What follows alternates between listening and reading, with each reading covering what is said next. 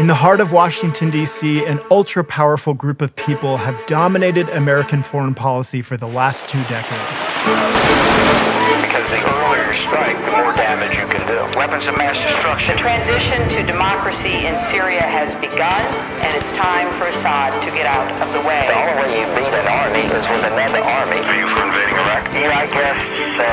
I wish the first time was done correctly. But I don't think you should assume that Iran is too big to have regime change. We will, in fact, be greeted as liberators. They are called the neoconservatives. Their program was laid out in the 1900s in a document called The Project for the New American Century.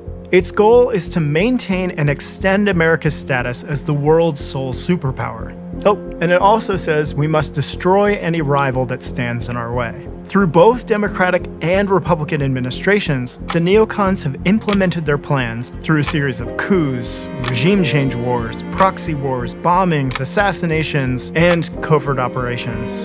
These are what Robert F. Kennedy Jr. calls the Forever Wars. Made us enemies across the globe, left us bankrupt at home. So what does he mean by forever?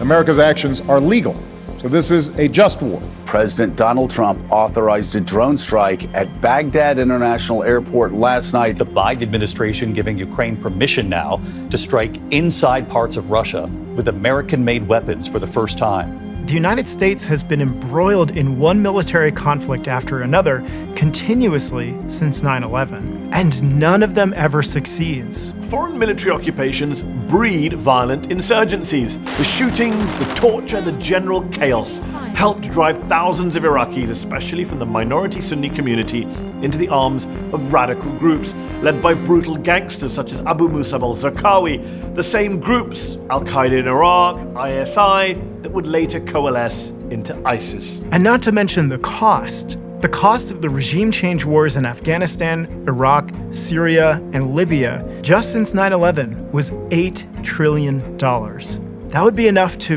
make Social Security solvent for another generation, make higher education free for all Americans, provide free childcare for every family, or completely modernize America's infrastructure. But instead, we squandered that $8 trillion on vain fantasies of world domination, and Presidents Trump and Biden were fully on board with the neocon agenda. For example, Trump appointed arch-neocon John Bolton as National Security Advisor. So I think we're down to basically 2 other options. One is regime change in Tehran, and the other is the targeted use of military force against aspects of Iran's nuclear weapons program. And as for President Biden, he has taken every opportunity to escalate the Ukraine war. Many don't remember this, but he scuttled a peace deal that Russia and Ukraine negotiated in Istanbul in April of 2022. Shortly after the war began. And we are now, under this administration, closer to World War III than we have been since the Cuban Missile Crisis. It's not only America that's fallen into this simplistic good guy, bad guy thinking. That's the example we've set for everybody in the world. No wonder it's been replicated everywhere, between Israel and Iran, between India and Pakistan, between Shia and Sunni, between Jew and Arab, between Hindu and Muslim, left and right. This tribalistic, us versus them thinking is tearing us apart. And it's...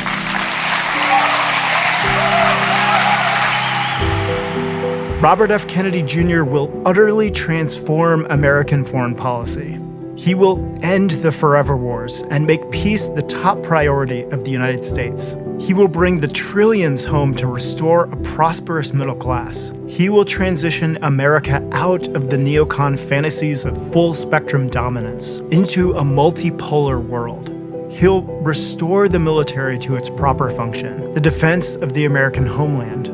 He believes that the country is ready to turn its attention and resources toward rebuilding our strength from the inside out. And that is why Robert F. Kennedy Jr. invites any American, whether you support him or not, to join him in signing a pledge. We're calling it the End the Forever Wars Pledge. Please join us and click the link in the description to add your name to our pledge. And together, we can secure peace overseas and prosperity for our people here at home.